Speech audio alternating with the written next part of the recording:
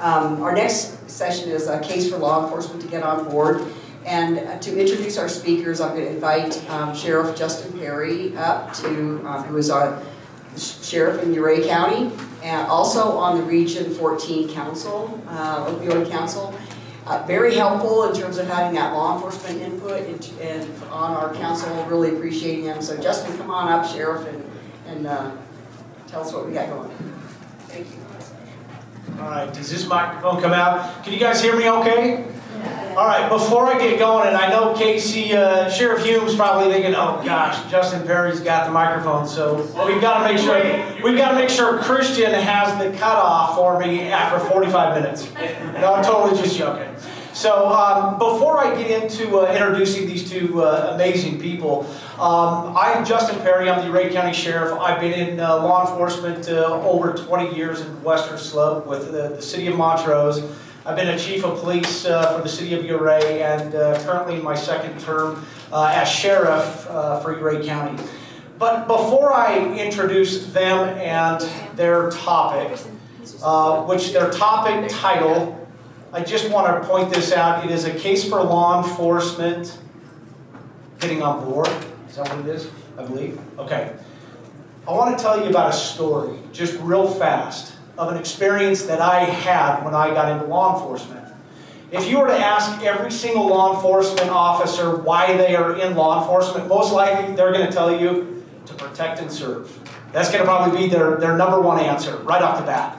And I would say that was probably mine, to protect and serve. And that, in my mind, included, man, I'm going to take people to jail, I've got the badge, I'm kicking ass and taking names, things like that. So when I got off my field training period and I just started FTO, or just started my probationary period, I was in briefing with all the other cops. And those officers who are new are the ones that get all the calls for service. And so I got a call in front of everybody of a goose beating up a duck. And you can imagine in my mind, I'm thinking, oh my gosh, a goose beating up a duck. I signed up for this. I was high-speed, low-drag people. I wanted the real stuff. I wanted to go to bar fights. So everybody's laughing in the briefing room, and I head out to River Bottom Park to handle a goose beating up a duck. And the entire way down there, I'm cussing up a storm. I'm thinking, this is absolute baloney. I should have just gone to animal control. When I got down there to River Bottom Park, you know what there was? There was definitely a goose beating up a duck. But there was also a group of about 15 to 20 mothers and children that were watching this, that were crying, that were distraught over a goose beating up a duck. I am ever thankful for that first experience that I had in law enforcement of the goose beating up a duck, because I learned right off the bat in my career that law enforcement is about something bigger. It's about truly serving the people in different ways than just the arrests. So I ask all you cops that are in here that are kicking ass and taking names and who are dedicated to what you do, to really think about and open your mind of how you most effectively can serve the people that you are working for. So with that, I'm going to introduce our speakers today. Incredible men. I've worked around both of them. Guys, you are fortunate to have some incredible leaders that are here today. Chief Rick Brandt has been chief of police in Evans. He's the guy on the right with more stripes than I've been alive. He's the chief of police in Evans, Colorado since 2007. Evans is a community of 22,000 residents in northern Colorado, and the department employs about 40 personnel. Prior to that, he was with Aurora Police Department for over 25 years, retiring at the rank of lieutenant.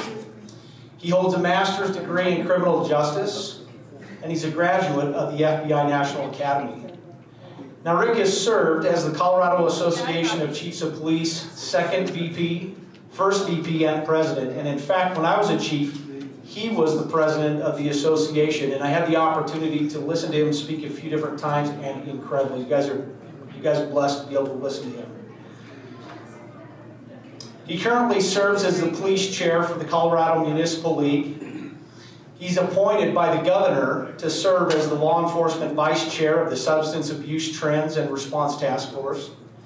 He serves on the Colorado Special Olympics Law Enforcement Torch Run Advisory Committee as a CACP representative. And he also serves on the board of directors for North Range Behavioral Health. Now, I could go on and on with many more things, but I know we're kind of limited in time. Casey Hume, Sheriff Hume, there on the left. Casey and his beautiful bride of 26 years, anniversary today, by the way. Happy anniversary. That's right, that's right. Her name's Erica. They're lifelong natives of Craig in Moffat County. Casey and Erica have been blessed with two amazing children. Caden, who's a sophomore at Embry-Riddle Aeronautical University in Prescott, Arizona, and Kimber is a sophomore at Moffat County High School. Professionally, Casey has devoted many years to public service in Moffat County, retiring from Craig and Fire Rescue as a fire chief in January of 2022, culminating a career spanning 22 years in that division. In November of 2022, Casey was re-elected Moffat County Sheriff, beginning his third term in January of 2023. The start of this third term marked 31 years of service to the citizens of Moffat County at the Sheriff's Office. You guys give it up to these awesome people right here.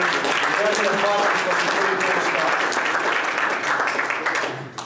Thanks, Sheriff Perry. Gosh, that's a lot to live up to. Sure hope I'm up for that. So first, before we get started, let's give it up for Commissioner Hanson, putting things together, making things happen, and keeping us on track here in this moment, in this room, but also to Sam and Janet, who I just met, but the folks in the room that are taking care of all of the AV and technical needs. I am their bane of existence, or people like me, because I cannot stand behind this. You notice Sheriff Perry, maybe it's a sheriff, maybe it's a law enforcement or leader thing. I never have been the guy that stands behind the podium. So I will try not to roam too much, Sam, because I know that we're live streaming. So if I do one of those or something like that, just give me a high sign and I'll stop. So we've got about now, thanks Sheriff Perry, 15 minutes less than we did when we started, but that's okay. I really hope that the next 30 minutes, 35 minutes that Chief Brandt and I get to spend with you, we get to share some of our experiences as law enforcement leaders, but also folks that have been engaged in the law enforcement arena for a number of years. And what that allows me to do is reflect back to when I started as a baby deputy. The story I tell is I grew up in a sheriff's office. That's my entire law enforcement exposure, is being a part of a sheriff's office. And back when I started, right, Sheriff Perry talked a little bit about it. It was going out and taking care of business, and it was arresting people and throwing them in jail and making sure they made it to court, and that was about it. Picking them back up when they didn't show up to court. The jail when I started over 30 years ago was in the basement of the courthouse. And legitimately, we locked people up and walked away. And at the time, 31 years ago, that was accepted. That's what we did. That's not the case anymore. So what I'd like to share with you is my experience in that leadership role. Super blessed. I guess I should frame this. I didn't do any of this. I'm just the guy that's got the office at the end of the hall. I have surrounded myself with people that are way smarter than I am and are empowered with the ability to call me if the sheriff comes in one morning and says, hey, I think XYZ is a really good idea. Every single one of my team, all 42 of them, have the ability to pull me aside and say, Sheriff, is that a really good idea? Maybe we should talk about it. Super super brilliant people. So, the story I'll tell. I was elected in 2014 to my first term, took office in 2015. We had been in a brand new public safety center, so the jail in Moffat County is 105 beds. Moffat County is the second largest geographical county in the state of Colorado. It's roughly 4,800 square miles, 97 miles from the western border with Utah to our sister county route on the east, 86 miles from the northern border, which is Wyoming, to our sister county Rio Blanco in the south. Our population is around 14,000 people. Craig is the county seat, so that's where the majority of the population lives. And then rural, agricultural, mining, oil exploration, western half, high plains, desert, eastern half where we butt up against Routt County, Routt National Forest, to give you kind of an idea of the landscape and the rural nature of Moffat County. So, office in 2015, we're receiving our inmate health care from a national health care provider. So we have an RN that's a part of our staff 2 days a week. We shared that person at that moment in time with our sister county to the east, Routt. So that individual spent 2 days in Moffat and 2 days in Routt. Fairly early on, we had some conversations as that leadership cadre or team of, hey, I think we can do better. I think we can, one, perhaps lower the price point because every year our contract continued to increase on the expense of what it cost us to have that correctional health care. The second thing was, if we can do something locally with our local health care network, we're going to keep dollars in our community. Two bonuses right there. And that provider really cares about us. And that's not to say that the provider we had with the correctional or with the national company didn't care about us. She really did. But the corporate structure of that, we were just a number, we were just a figure, and every year we had to pay more money. So those two things. And then we looked at the bigger picture of continuity of care. How can we provide an environment where at least there's the potential for those incarcerated individuals who come through our doors, because it's a happening thing, to have some sort of availability of continuity care once they are outside the walls of the Moffat County Jail. Because data shows that adequate and accessible health care is one of those key metrics that help reduce recidivism. So we worked on that, and it wasn't easy. It was about a year-long process with the CEO of Memorial Regional Health and Craig at the time, but we arrived at a contract. And we inked that deal. We lowered the price point. We increased the number of hours that we had care within our facility. We provided continuity of care. We have 3 PAs that are a part of our team. I'm proud to share with you that as of today, August 16th, anniversary day, 2023, the same 3 providers remain with us from Memorial Regional Health because they dig it. Right? We can talk a little bit about that piece. That was a struggle for a while because those 3 PAs came from a primary care lens, right, of operating in the public. The correctional setting is vastly different from a care perspective, but also from the standpoint of someone else is controlling the doors. I can't just go to this door and go out. So we work through all of that. So the reason I'm sharing this is it's several pieces that led us to where we are today. So we inked that deal. So in end of 2017, we went live with that contract. And we were like, this is amazing. We had mental health services that were being provided by a contractor within our community. We felt that those were not necessarily meeting the needs of our inmate population. We collectively worked to change that. We brought on an SUD provider because we saw over time where we ended up having to reconfigure all of our intake protocols and procedures. It used to be, back in the day, it was, say, alcohol was the number one substance that we saw folks coming in with.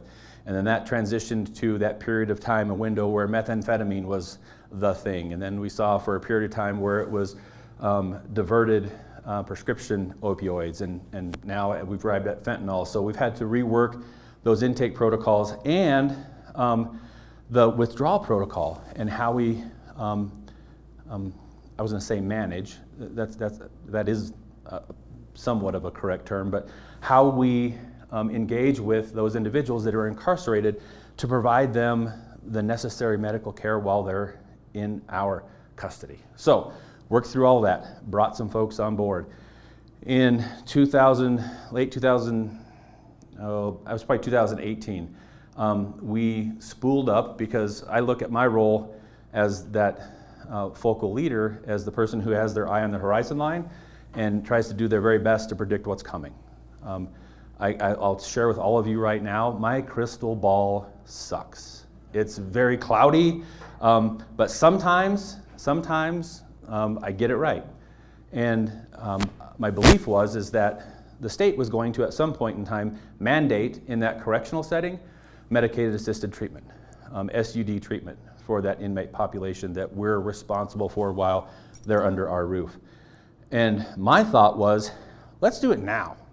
Why don't we do it now, craft it to where it works for our community, the inmate population that we're seeing, as opposed to later on down the road someone saying, this is how you're going to do it. So in 2018, we spooled up our JMAT program.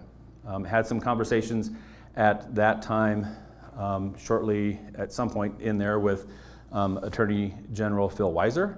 And he's like, how are you doing this in remote, rural Northwest Colorado? And I said, we got amazing people, and they're actually sourcing from many different pots of money that allowed us to get the program up and running.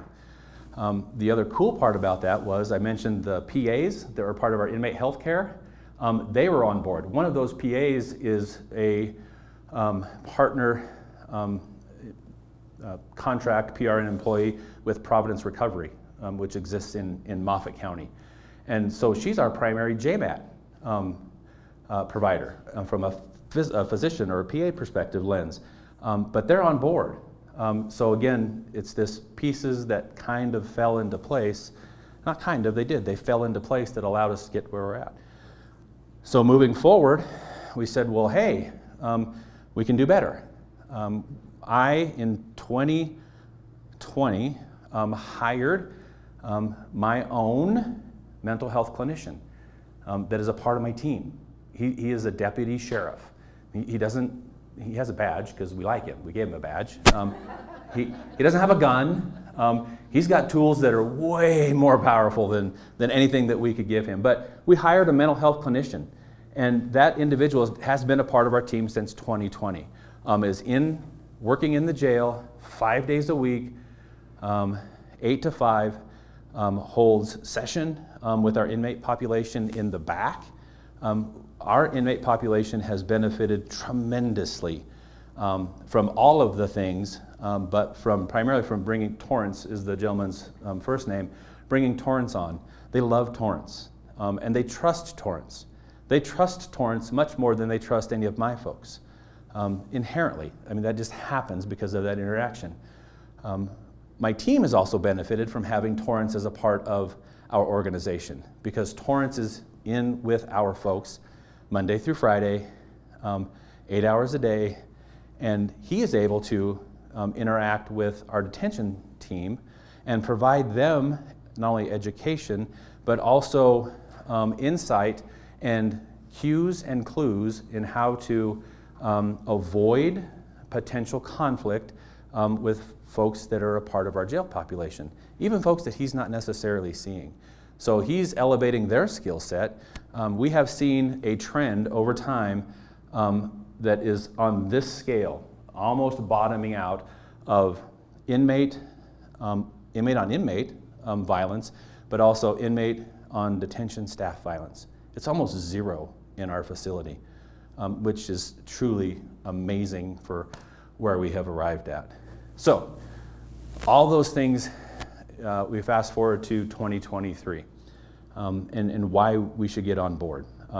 Torrance, I visited with him before I came down here, I think it was on Monday, and he said that we have success stories coming out of the Moffat County Jail of individuals who have arrived at our facility who usually arrive high, right, on fentanyl. We work through that with our medical staff and our PAs, providing engagement with Torrance from the mental health SUD lens. And when they leave, we actually have success stories where people have broken that cycle. So if that doesn't make a difference, or if that doesn't speak volumes to why we as law enforcement should get on board, it's huge. So we are stemming the tide. I would like to tell you that the wins are more frequent than they are. They aren't. I mean, it's the law of averages and the odds. From the patrol side of the lens, just yesterday, my patrol team and our drug task force that operates in Moffat and Routt counties brought in 1,400 blues off an operation from yesterday that resulted initially from a traffic contact in the morning that then developed over the course of the afternoon. So it's still out there. It's still happening. That's, not to take up too much time, that's the correctional setting, if you will. And I could go on and on about other avenues, and it's funny, inmates who come from Mesa County up to Moffat, and even from Joe Boyle's in the room with us here from Routt County, is they refer to Moffat as Candyland because we have Xboxes, we have pizza night, we have a popcorn machine, we have a whole host of recognition and rewards, a metric or a scheme that works back in our jail, I think, which also speaks volumes to the almost bottoming out of any kind of, am I getting in trouble? So anyway, last thing from the patrol lens, and Chief Brandt will talk a little bit about that. Over a course of our career, we've been given tools. We've been taught in first aid, in CPR. We get, when new technology comes out, we have tasers, we have, I mean, the chief and I could talk over history of all the things we got. This is the first time ever that law enforcement has been provided a drug to counteract, right, the scourge that is fentanyl and opioids across. And this one's actually 4 milligrams, right? It's so potent now we're carrying 8s. First time in the history of law enforcement that it's not a physical tool, it's a drug that we're carrying. Again, speaks volumes. So I'll be around for the rest of the week. I'm going to hand this off to Chief Brandt and not have Sue mad at me.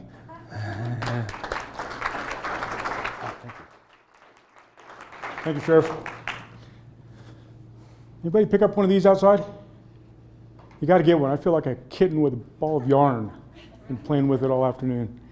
Good afternoon, and I appreciate the opportunity to be here. And I certainly appreciate what Sheriff Hume had to say. He's very innovative and cutting edge in the world of law enforcement. I want to talk a little bit about what we've been doing in Evans. And before I get into that, just a brief history. I started my law enforcement career in 1981, and I was a baby narc in Aurora, and working the streets, buying $20 rocks of crack cocaine, you know, and dealing with that at the time, the scourge of the time, right? The gangs and the cocaine and the crack and the shootings and the killings and the robberies. And yeah, you can picture me walking around in North Aurora, right? Excuse me, my good man, do you happen to have some cracked cocaine? And doing that, and did that for a while, and you know, did my patrol thing and went through the ranks. I was also a sergeant on a federal level drug task force doing major cases with FBI and those folks. And you know, I think my experience was, are we being successful? Are we making a difference in law enforcement? I started questioning how successful are we even back then. Fast forward to about 2016, and I attended a conference in Chicago, I believe, and that's about the time that we started seeing in Colorado this wave of opioid-related deaths. We had 5 in the previous year in Evans, And we're a community of about 22,000. It was kind of alarming. So I attended this conference, and I was very interested to hear what chiefs on the West Coast and East Coast were doing, distributing this thing called naloxone to their line officers. So I wanted to learn about that. And back then, the naloxone was only administered intravenously, right? It was an intramuscular injection. And so I went to hear these chiefs speak, and they were talking about the lives they were saving by providing their line officers with this drug. And I thought, man, I'm not too keen on giving cops sharp, pointy objects. They're going to hurt each other, but this sounds like we can make a difference. So I came back to Colorado, and at the time I was the president of the Chiefs Association, and I fired off an email to all my colleagues in the state, and I said, hey, I heard about this drug. We can start heading off this tide of deaths, of opioid-related deaths, by giving our cops this drug. What say you? That's what I heard. Crickets. Didn't have any response. So a little disheartened, but hadn't given up yet, when I received an email from a doctor in Denver named Josh Bloom, who just walked in. And Dr. Bloom said, hey, I see you're the president of the Chiefs Association. You want to talk about maybe a public health, public safety partnership to address this problem? Heck yeah. So we met at neutral ground. We picked a Starbucks. And we learned very quickly when he pulled up on his BMW crotch rocket, and I ride a BMW motorcycle, that we bonded. So we met for about an hour at Starbucks, and we started strategizing and talking about it. During that hour, 45 minutes motorcycles, but 15 minutes talking about what we can do. He introduced me to Lisa Rayville, the director of the Harm Reduction Action Center in Denver, and my perspective started to shift. I started realizing that I don't need to view the world of drug use only through the lens of a police officer, because I can do very little to impact it long term. So I'm going to go back to what our colleague from the DEA said earlier. We're not going to arrest our way out of the situation, right? And if arrest, adjudication, incarceration, and stigma worked, why did we have 110,000 deaths last year? This shit doesn't work, right? We need to find another solution. And so in 2016, when I met with Dr. Bloom and Lisa, they introduced me to then AG Cynthia Kaufman and Jose Escabel, and they were putting together a program, and that's about the time that Narcan came out, right? So we had the nasal one that the sheriff just showed you. So I was kind of energized about that, and Josh and Lisa and I went on the road with funding from the AG's office, and we started training law enforcement all over the state. And then I found some money. Doc Bloom did buy me a bunch of Narcan for my officers, which I'm forever grateful for. I did outfit my officers right away. And then I found some money from the Weld County Drug Task Force Seizure Fund, and I outfitted the entirety of the Weld County law enforcement community and trained them. And I'm continuing to do the training. So that got us on the path to reversing these fatal overdoses, right? We're starting to make a difference. The primary mandate of law enforcement is the preservation of human life. This helps us achieve that. Was it an easy sell? No. Cops, right? And it's change. And we all know the two things cops hate, change and the way things are. So trying to sell that change was very, very difficult.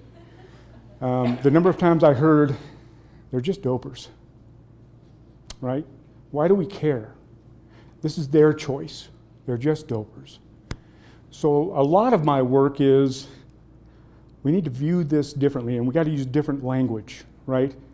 And so the message I give to officers when I was training them, and the message I continue to give them is, look, give them the Narcan and judge them later.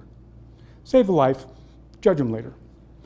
And an example I always used with officers was, we had a situation in Evans years ago where we had an officer-involved shooting, and it was pretty much an ambush. My officer shows up on scene, a guy comes out, he's got some body armor on, and he opens fire on my officer. My officer returns fire and was able to shoot the guy first and get him through the leg, and I don't know if he hit him somewhere else, but neutralized the threat for the time. Officer ran up to the guy, he's bleeding out from an arterial wound. My officer removes his belt and puts on a makeshift tourniquet. Today we all carry tourniquets, but back then we didn't. And he saved the man's life. He just saved the life of a man that tried to kill him. Well, if we're willing to do that, we should be willing to save the life of somebody who caused us no harm. So perspective, right? Offer my colleagues perspective. So we've got this naloxone out in the field now. And like the sheriff, I have staff who came forward to me and said, well, we're reversing the same people. What are we doing about that? That's a great question. So I reached out to our local behavioral health service, North Range Behavioral Health, and I met with one of their directors. We went to lunch. And I explained to her the problem. Her name is Kim. And I explained to Kim the problem. Here's what we're doing. But what I learned was we're reversing these folks. They're putting them in an ambulance. They're going to the ED. But North Range may not be notified of that overdose for 45 days. So they're not engaged maybe for over a month. So what I asked her was, how can we do a warm handoff? How can I get these people to you right now to offer them services? And so we partnered, and I asked for one of her clinicians. I said, can I have one of your critters work with my agency? And she gave me Tom Greeley. Now, if you know anything about Evans, we're right next door to Greeley. So she didn't give me Tom Evans, she gave me Tom Greeley, which I don't understand that. But we had him for 20 hours a week. And he was our first embedded co-responder. Co-responder light is what I called it. This was 20, what was that, Gabe, 17, 18? Yeah. So that was our first attempt to a warm handoff. And we were having some success. New program, difficult to roll out. But we started seeing those success stories, right? Fast forward to 2018, I believe, is when the state came out with the grant for law enforcement to do pilot sites for co-responder programs statewide. They selected 8 programs. So I applied for the grant, and I was awarded the grant. Way too much money that I could use for Evans, $360-some-thousand a year. So I contacted Greeley PD, and we partnered. So now we have this fully funded, almost fully staffed law enforcement and behavioral health partnership to have co-responders in the field. So I think we have 3 embedded with Evans right now, and Greeley has 3, and we're not 24/7 yet, but highly successful. And again, that was one of those programs that the cops were initially resistant to, right? It's like, who are these people and why are they here? And really, they kind of shunned Tom for a while, but now it's kind of like body-worn cameras. They won't leave home without it. They don't want to go in the field without co-responders now, right? They've become a part of our culture and a part of our success. So I'm going to wrap this up pretty quick so we have a minute for questions. So that's kind of where we are today. My view from a law enforcement perspective is probably a little bit different than a lot of my colleagues, although I am seeing sheriffs and other folks in the career that are starting to see that we can't solve this problem. Law enforcement cannot solve this problem. If we could have, we would have. It would be done by now. So these partnerships that we have with harm reduction, with public health, with behavioral health, I think is the next iteration. If I was king of the United States, I would get officers out of the drug use business. Let the professionals handle the people who are dealing with SUD, and let us handle the distribution networks and go after the people that are really causing the underlying problem. So again, I'm going to cut this a little short so we have time for questions, and I'll leave it with that. Thank you so much.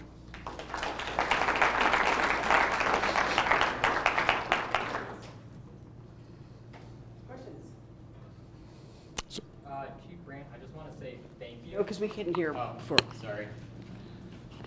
Chief Brandt, I just want to say thank you. I actually worked at North Range CRT when Tom came over to Evans, and your guys' culture was just incredible, so thank you. Oh, thank you. I appreciate the feedback. Other questions? Oh, yeah. Got to get you warmed up. Is it? I don't think so. Well, pretend like it's... Oh, okay. I'm just wondering if you guys are utilizing peers in your co-responding efforts now. Great question. Are we utilizing peers? The original model that we designed was, I think, 2 co-responders and 2 peers, and we weren't able to accomplish that. I recently attended a conference, I think in Colorado Springs a week or 2 ago, and there was a woman there named Dominique who spoke, and I was super impressed with her. She is in recovery, and she is an outstanding speaker. So she and I have connected, and she's going to come up and visit me, and we're going to start talking about how to build her program in Weld County to see if we can make it feasible. But I think that's the one thing we're missing in our program, is having that peer portion of it, and I'm really excited to get that part kicked off.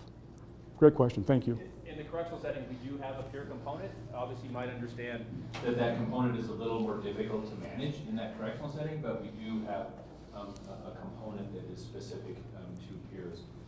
With respect to the co-responder model, I would be remiss if I didn't mention Sheriff Mazzola in Rio Blanco was successful in securing some grant money. So my office and the Rio Blanco County Sheriff's Office have partnered with a remote co-responders solution. So we have a clinician or a team of clinicians that are available to us 24 hours a day. We don't have the volume, but we have that resource that's available to us, and we utilize technology in the moment, on scene, to engage that individual, have that individual engage with a clinician, because it's not a law enforcement, and it allows our folks to go back to doing the work that they should be doing, and that has worked really favorably in the rural setting for us. I just want to say thank you to all three of you, because your work is amazing and you're helping us. As I said, I'm a woman in recovery too, and run the statewide recovery community organization, and it is a breath of fresh air to see us be able to work with law enforcement for solutions and safety. Yeah, no one of us can do this alone. Absolutely, and that's why it requires the partnerships. And from the law enforcement lens, it does take a little bit of a shift, right? Because we have some of those staunch traditionalists, and even younger cops who are coming into the profession. But if we don't have leaders who are out front setting the culture and doing those things, we won't change broad scope and brush across our profession. So thank you, appreciate that. I also want to say thank you very much for everything that you do. I'm a big fan. I was working with Cynthia Kaufman at the time when the Narcan came to the office, and I also looked at her. I was her comms person at the time and said, oh, how am I going to write that in a press conference? We're going to put in how many millions to buy Narcan? Matter of fact, I just texted her to say that we were talking about her, and she's in Missouri right now. Okay. And that leads me to my question. I'm in Douglas County, where I have a really, I think, a great sheriff who's really innovative, who brings us really great ideas, works really great with our commissioners. Do you guys feel like you're heard? Do you feel like you're getting the support, the money you need to do the things? It sounds like you've got great ideas. Looks like you're implementing them. Are you getting the stuff you need? What can we do with the opioid money to help support you? I think that's a great question. Are we getting what we need? No, right? We can always use more. You give me more money, I'll find a way to spend it. But are we being heard? Yes. I think in my community we're being heard, and even in the law enforcement community. I think we're being heard more because more chiefs and sheriffs are stepping up and messaging like you've heard today, and people are paying attention. What you need doesn't always relate to money, right? Right. So, funny you went there, but are you getting the resources you need? In my county, yes. And what I need in my county is behavioral health support. Sheriff Hume doesn't have that level that I have. I'm fortunate that I have a behavioral health partner, and I sit on the board of directors for them. So we have a robust support system from them. And I also work with people like MJ and groups in Larimer County and Weld County and those kinds of groups. So I think the short answer is yes. We're making progress. We have a lot of work to do. I'm not suggesting we're done. But I think from my perspective, the answer is overall yes. I would agree. Tremendous support within our community. The money piece, you could give me tons of money today. We are resource poor because of where we are located geographically. But we've had to explore alternatives, one of them being this virtual co-responder model. And it's worked beautifully. So I try to stay away from the, think outside of the box. But we have to approach the challenges that we face from a different angle. And sometimes it's, instead of looking at it this way, it's coming over here and going, oh, maybe we come around from this angle. So, Yeah, money's always a factor, but for us, it's the resource piece of that. But tremendous support within our community. Quick question and comment as well. Someone online said it's so important to have supportive leadership engaged in these relationships and collaborations. So thank you for being such great examples. We have about 25 or so online right now. And then a question as well. What do you think is? Yeah, I guess does that interfere if I do both of them?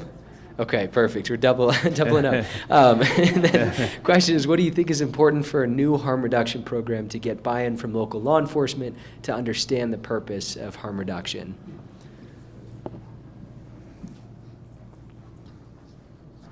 For me and the work that we've engaged in Moffat County, but I would also offer up probably in that northwest corner of the state of Colorado, to pull again my colleague from Routt County in.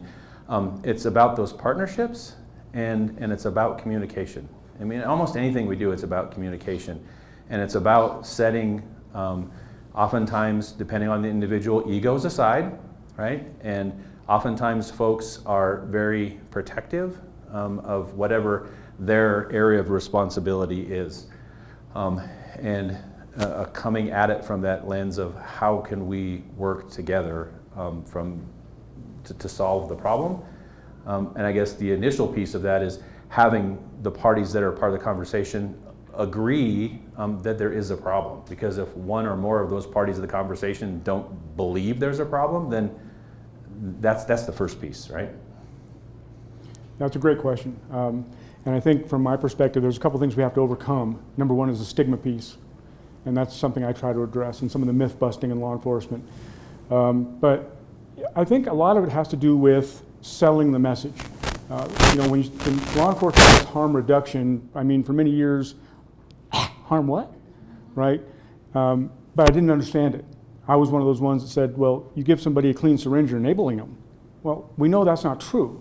I had to learn, I had to educate myself and understand what the science is behind this. And that's the message I try to offer my colleagues when I train, is that many of your beliefs are simply not true. They are not evidence-based beliefs. You need to do some research and learn facts. That's why I want to bring, like, Dominique up in front of officers and have her talk to them and give them perspective, because it's easy to hate from afar. It's hard to hate when you're close.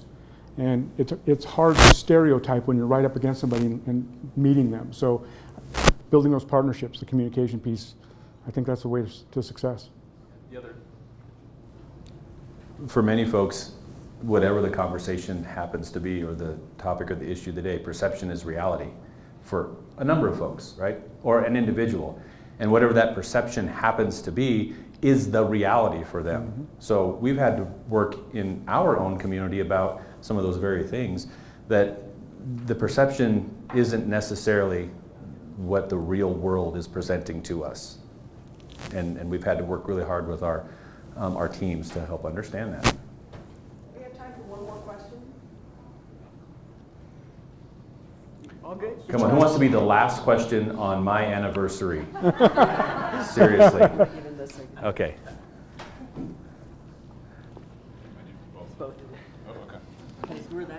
Okay. Hi, my name's JK, and I'm on board totally with medical and harm reduction. Actually, want to bring it back to law enforcement. You said let you take care of destabilizing trafficking networks, and so my understanding is that destabilizing that creates uncertainty in drug users' world, which is bad and can actually lead to overdoses. Are there new innovations on the enforcement side, on the supply side, that you think are going to be not only useful at taking drugs off the street, but at protecting people's health?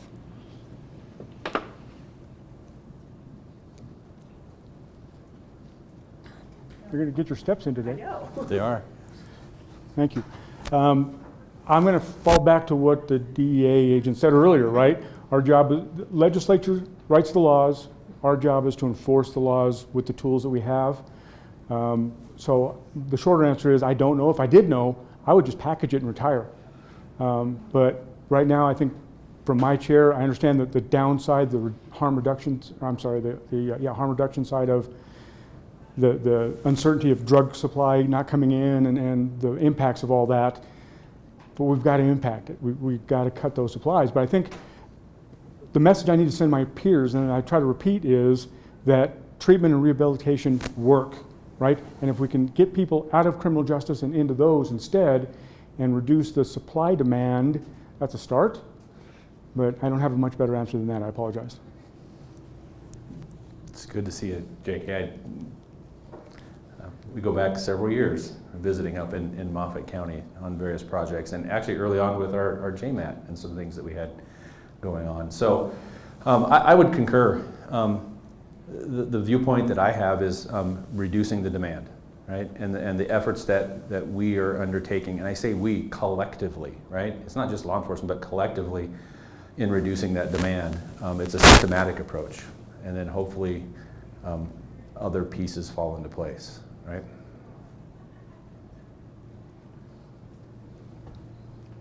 Did you catch me whispering? Yes. We did. I wasn't staring. It's okay. Listen, I think I really appreciate you. I appreciate the boots on the ground kind of discussion, and I'm inspired because I have some of those prejudgments as well. Please thank these gentlemen for joining us today.